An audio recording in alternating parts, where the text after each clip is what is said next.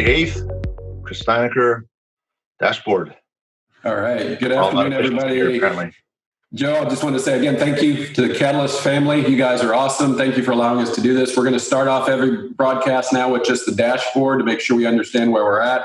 Let me bring it up really quick for everybody. All right, so here's where we're at today, guys. Again, what we're asking you to look at are the green and red boxes. The top of this is about our COVID-19, and this is all about Pinellas County metrics. And you can see again, this is the number that is our real bogey is. This is the percent of positive cases. So as we test more people, we're going to have more cases, but what's the percent of them? The mayor has asked us to keep that under 6%. He's going to keep us open as long as we can keep this down where it needs to be. So why we share it every day is for you to understand it. The second one is this number of 14-day average new cases. This has gone up a little bit as of today. Yesterday it was down to 10 point something. So we are going to watch this. This has gone between 10 and 11 for the last probably 5 or 6 days now, as far as just bouncing it back and forth. This is a number we have to watch. If you start seeing this number going above 14, which was kind of our high point, you're going to say, hey, we're doing something. There's maybe a little bit more social contact than we can handle right now. So these are the two numbers to watch. But at this point, I would tell everybody we're still in great shape. We're still opening carefully and safely, and we're getting ready to go. So, and Joe, this is about safety. I hope everybody gets that now. We've drilled it into everybody. What we really want to talk about today is everybody safe? And I used to be part of the Homeless Leadership Board, an amazing initiative in Pinellas County. I've invited Susan Myers to talk about our homeless issues and how we're dealing with those together and what we can do better even. So let's bring in Susan Myers. There she is now. Hey, I'm back. Welcome, Susan. How are you? Good morning. Thank you. So it appears you're hunkered down at home. How has your experience been so far? It's not as bad as I thought it was going to be. We've actually learned as a staff how to communicate effectively and work with our partners and have umpteen dozen Zoom meetings, and it's been okay. Yeah, we're able to actually communicate and get work done. So I'm really happy about that. Great. Well, I don't know if a lot of our viewers actually see you because you work so hard, first of all, and I don't even know people understand really what you do. So would you take a few minutes and just first start on yourself? Just tell people a little bit about yourself. Well, I am almost a Florida native. My family moved here when I was a child, and I grew up in Bradenton. Then I went to the University of Florida and lived in Gainesville, Florida for 32 years. Never meant to, but I just did. I did come back to the area to be close to my aging parents. And I love St. Pete. I didn't want to move anywhere else but the St. Pete area. And so I lived in St. Pete for a while. Now live in Gulfport. And my background has always been in social services. I worked for county governments, Alachua County for many years, and then Broward County for a few years. I actually did live in Fort Lauderdale. In the human services, and so homelessness was always in my bucket. In terms of my work responsibilities, and moving here to St. Pete, I became the executive director, or now the CEO of the Homeless Leadership Board, which now is the Homeless Leadership Alliance of Pinellas. We've changed our name. I like Alliance. I think it's more cooperative, more collaborative than board. And what we do is we oversee the entire system of care for homelessness. We're more of an administrative entity. We don't really provide a lot of direct services, although we do some now. And one of the significant roles we have is we are appointed by HUD, the Department of Housing and Urban Development, to oversee homelessness. And there are 27, we call ourselves the Homeless Continuum of Care. There are 27 of us in the state of Florida and over 400 across the country. And we primarily apply for and manage the HUD funding for homelessness, and we bring over $4 million into the community to help end homelessness. Great. And when I was on the board with you guys, and you've done an amazing job of and I love the word alliance because that's what we need in this community, in this county. We had a strategy of housing first. And can you just describe that so everybody really understands how you guys approach this overall strategy? Well, we do believe that the ultimate solution to homelessness is housing. And we believe in housing first. And what that means is, we know everybody comes with some issues, including me, including you maybe. But we believe that people need to be housed first, and then we can help them address their issues, whatever they may be, whether that's job, whether that's mental health issues, substance abuse issues. We believe in housing first, and that's where that term comes from. And then once we get people into housing, we wrap services around them for a period of time, Right, until they're stabilized. so we certainly know, and all of the research you showed me understands that if we can stop them from getting out of their home somehow, we have a better chance of we have a better recovery rate. But how quickly we can get them back into a home is one of those success factors, correct? Right. And it's a challenge. It's a challenge due to resources. We all have limited resources, and we try our best to manage our resources so we can get as many people, families or individuals, into housing as quickly as possible. But there is definitely a wait list, I will say. And it's because of resources and also the cost of housing. Yeah, we are in a high-priced area, and you've been really working hard to try to figure out how to do affordable housing in this community with the funds that you guys are able to smartly get for our community. So I appreciate that. And you also do a point-in-time homeless count. Just for a sense for our viewers, what is the population that you're having to try to figure out how to get them into homes? Do you have a sense of how many folks don't have homes in our community? We do a point in time. HUD requires communities to do a point in time count one day of the last 10 days of January. So everybody across the country is doing this count. We have been doing good in reducing our homelessness. I will say over the last 5 years, we've seen a reduction in literally homeless. Of course, one day of the year is not the most scientific count. We all recognize that. But right now we don't have our final numbers for this year's count. But I anticipate it to be similar to last year's, which was about 2,700 people. Those places like the libraries that people would find shelter in the daytime, those aren't open anymore. So it might appear that there are more homeless right now, but it's really about just we haven't solved the issue of where do we go in a pandemic for the homeless folks? We don't have places for them, correct?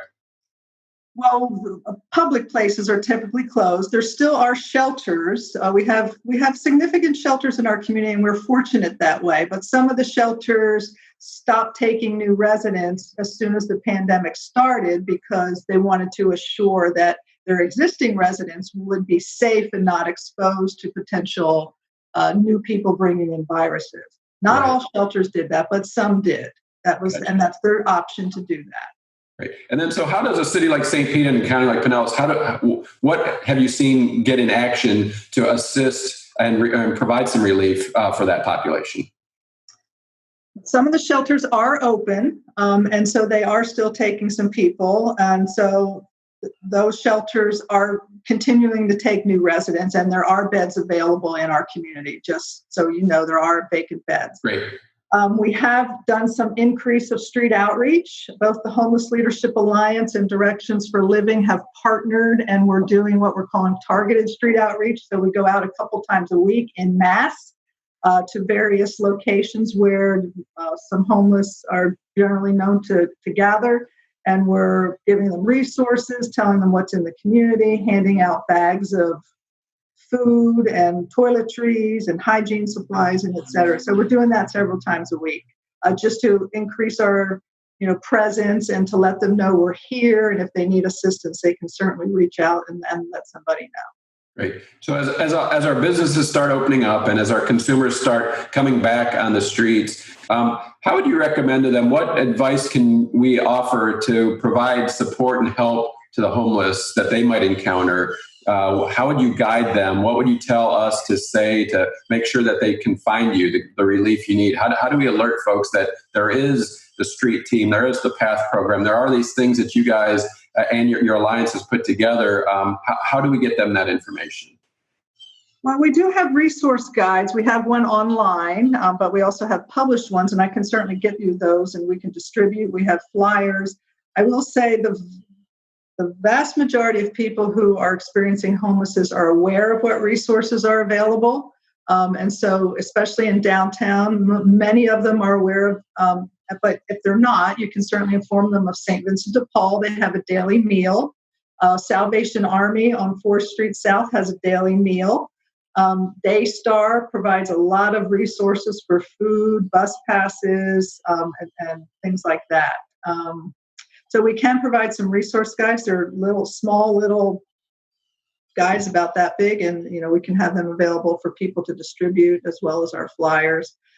But in St. Pete, those are some of in downtown area, those are some of the major providers of services, for sure. I know Joe will add some of those links to your site too. And I really do think we should try to make sure, if you can get me some of those flyers, I'd love to distribute them to, when our businesses are opening up safely, we're giving them some posters. If they need masks, we're getting them some masks as well and stuff. But I would love to be able to say, hey, because this has been about relief and now it's about reopen, but we have said we have to focus and get better on relief every day. And you are at the front lines of that as well. And you're not alone though. You've got a team, right? You have a staff. Make sure people understand that we have, a wonderful organization that you've created for us. We do have a staff. I will say several years ago, I was the 5th employee. Now we have 19.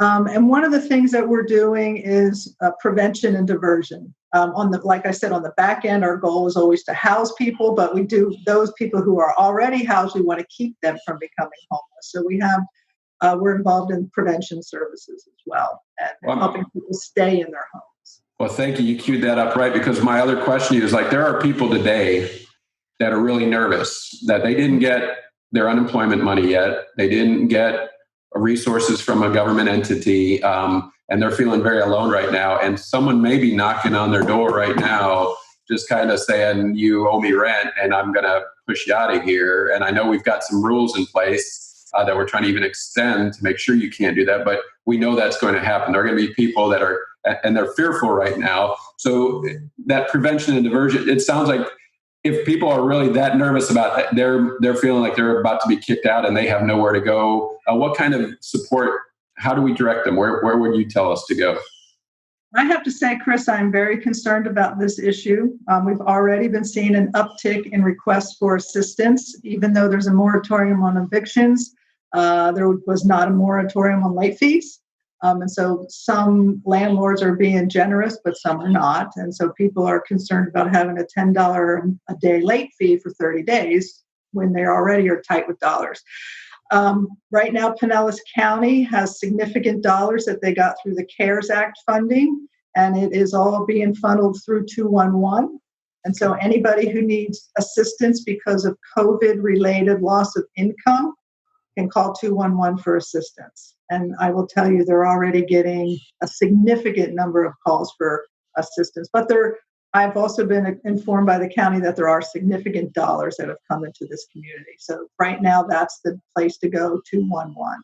There might be a wait because there's a lot of people in need, but that's where the money is right now.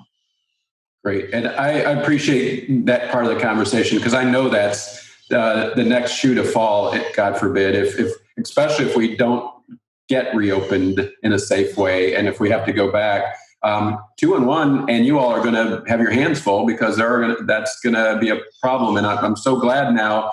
I mean, think about your success in the short time you've been here. You've only been here a couple of years, right?